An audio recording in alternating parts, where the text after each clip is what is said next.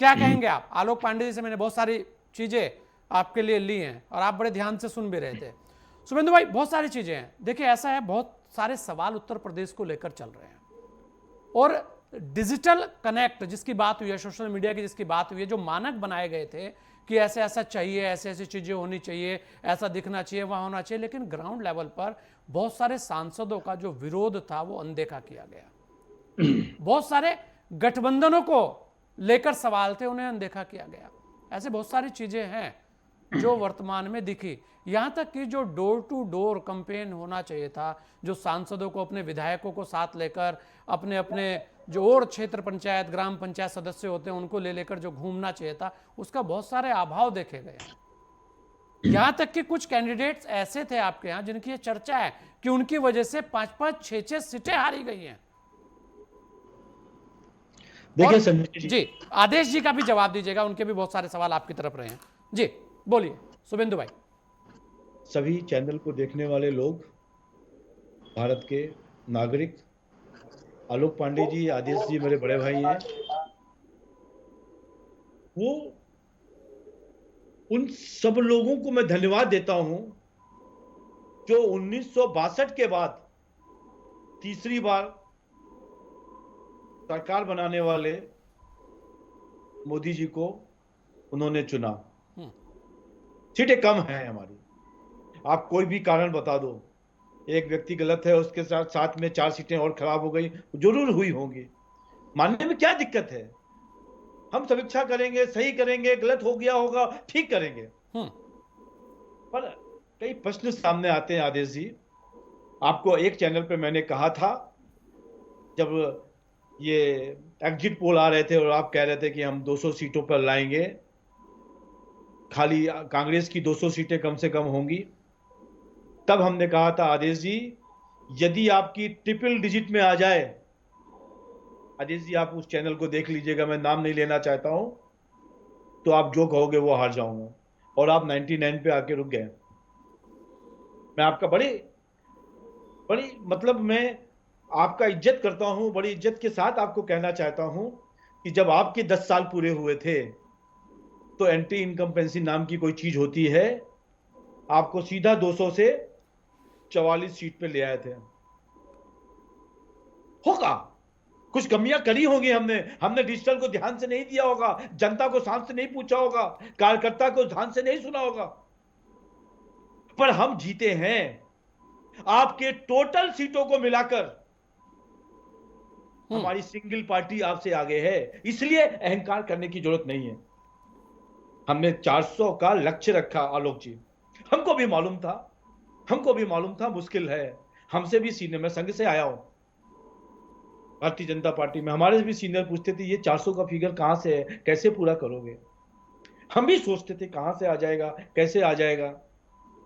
बहुत सारे लोग आज मिले हमको, कल मिले हमसे कि भाई साहब आपकी वहां गलती हो गई। हमने कहा सब गलतियां हमारी हैं। यदि 400 के ऊपर सीटें आती तो ये मोदी जी के कारण आती, और आज 300 तक हम रुक गए हैं, तो ये किसी और की गलती नहीं है, ये मेरी गलती है। हमने जमीनी स्तर पे लगता है कुछ कम काम किया। हम अपनी गलती मानते हैं, कार्यकर्ता मानते हैं, और जो कमी रही है इसको पूरी भी करेंगे।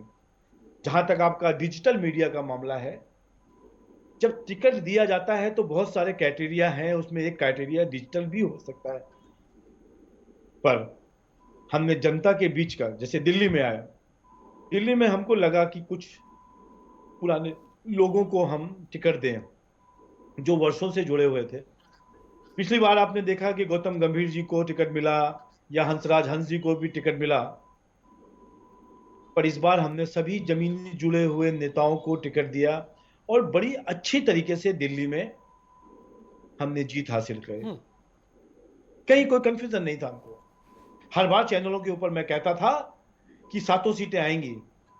कुछ लोग बोल रहे थे कि मैं बाल कटा लूंगा, तो मैंने कहा भाई ऐसी बातें मत करो चैनल के ऊपर, अच्छा नहीं लगता। ये चुनाव है भाई, कोई हमारी आपकी आदेश भारद्वाज जी, कोई लड़ाई नहीं है। आज इस चैनल पर जो डिबेट चल रही है, चारों पंडित बैठे हुए हैं। मैं देख रहा था कि इतने विद्वान लोग बैठे हैं इस चैनल पर। भाई हम जीतने के बाद भी महसूस कर रहे हैं कि कुछ कमी रह गई, हम हार गए।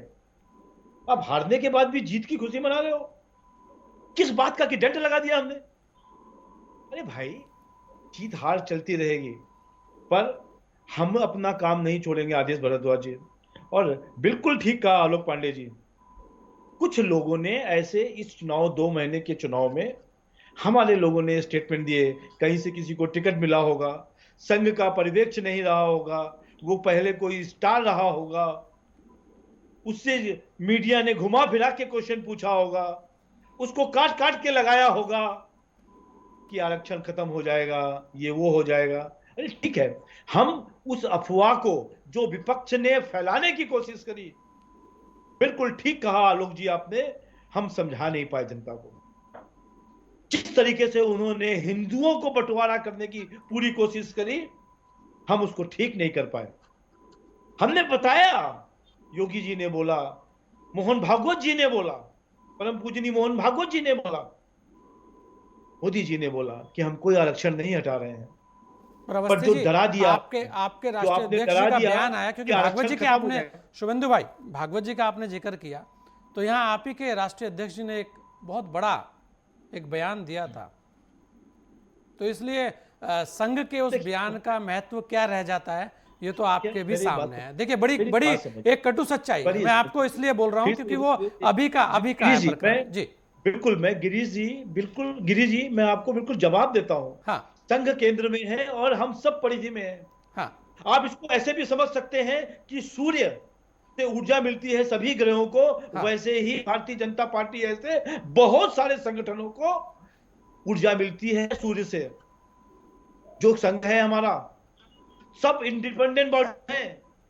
मैं उस विषयों को चर्चा करता हूं, जितने भी संघ के संघ परिसंघ है, जिसको हम कह सकते हैं परिधि में बैठे वाले संगठन हैं, विश्व हिंदू परिषद से लेके हिंदू जागरण मंच तक, सेवा भारती से लेकर और अच्छा, एकल मैं एक विद्यालय मैसेज पढ़ रहा था, मैं एक मैं ये मैसेज कहता पढ़ रहा था हूं, शुभेंदु भाई, मैसेज की बात- यही लास्ट आप ही की लाइन बात पे को आऊंगा, कह रहा लास्ट हूं लाइन। कि उन लोगों ने ये कहा, उस मैसेज में लिखा था कि संघ के लाखों कार्यकर्ता मायूस होकर घर बैठ गए। अरे नहीं, मैं बिल्कुल गलत बात नहीं है, बिल्कुल हाँ संघ का कार्यकर्ता को समझना है, संघ को समझना है, तो मैं आपके चैनल के माध्यम से लोगों को कहना चाहता हूं कि एक बार शाखा जाके देखो, हाँ उस 6 महीने बिताओ, तब संघ समझ में आएगा। इसको चर्चा करने से नहीं आएगा कभी भी। संघ का कार्यकर्ता कोई ऐसा कार्यकर्ता है ही नहीं। संघ का कार्यकर्ता, भारतीय जनता पार्टी का कार्यकर्ता केवल और केवल एक चीज कहता है कि किस तरीके से भारत माता को अपने परम वैभव पर लेके जाए। इसलिए जिनका भी सोचना है ऐसा, चाहे वो आदेश भारद्वाज जी हो, चाहे और कोई संगठन के लोग हों, संघ को बाहर से देखोगे समझ नहीं आएगा, संघ को अंदर से आके देखो, फिर भी हमसे बहुत सारी कमियां रही होंगी। मैं आपके चैनल के माध्यम से उन सब कमियों के ऊपर समीक्षा करके वापस ठीक करने की कोशिश करेंगे, और लोगों के मन में जो अविश्वास या कहीं कमजोरी नजर आई है भाजपा को लेकर, उसको पूरा करेंगे, ऐसा कहना चाहता मतलब हूं। सीधे सीधे संवाद की आवश्यकता आ गई, अब सांसदों को कम से कम संवाद इस बार सीधा संवाद करना पड़ेगा जनता के साथ। करना चाहिए, बिल्कुल करना चाहिए। हमने चने जेब में डालकर, हाँ घर घर जाकर, चने जेब में डालकर दूसरे हाथ में गुड़ रखकर घर घर जाकर लोगों से बात करी है। हाँ, लेकिन उसके बाद भी ऐसा और ये बयान आया जमाने- तो संघ के कार्यकर्ताओं का दर्द जो है वो वास्तव में एकदम सामने है। संघ का कार्यकर्ता बड़ा मैच्योर है, हाँ बड़ा मैच्योर है, बहुत मैच्योर है, उसको हम तुलना नहीं कर सकते। संघ का कार्यकर्ता जमीनी स्तर पर जुड़ा रहता है। नहीं तो आंकड़े दिख रहे हैं, वो असर, वो फर्क दिख रहा है, भले ही आप सामने ना बोले, लेकिन वो असर दिख रहा है। गिरीश साहब, नहीं, संघ का प्रभाव कितना पड़ा होगा उसकी तो समीक्षा होनी चाहिए। हाँ परंतु मैं जो कहना चाहता हूं कि हमारी जो सीटें कम आई हैं, हमारे विपक्ष ने झूठ फैलाकर, हाँ झूठ, मैं बिल्कुल सही शब्द कहता हूं, झूठ फैलाकर लोगों को जो डराया है, उससे मेरे को लगता है उत्तर प्रदेश और ये जो लेकिन क्षेत्र अवस्थी जी, है, इस जहां बात को अगर आप ऐसे देखें, इतना बड़ा दल है आपका, सबसे बड़ी पार्टी है, उसके बाद भी आप उस झूठ को रोक नहीं पाए। क्या है, एक डर है कि ऐसी चीज है, डर एक ऐसी चीज है हाँ अब डरा दो किसी को कि रोज यहां भूत आता है, तो कई लोग उस घर को नहीं खरीदेंगे। आप ये डरा दो कि यहां आरक्षण खत्म हो जाएगा, तो लोग कहेंगे यार एक वोट से क्या होता है, इसको एक बार रोको तो कम से कम।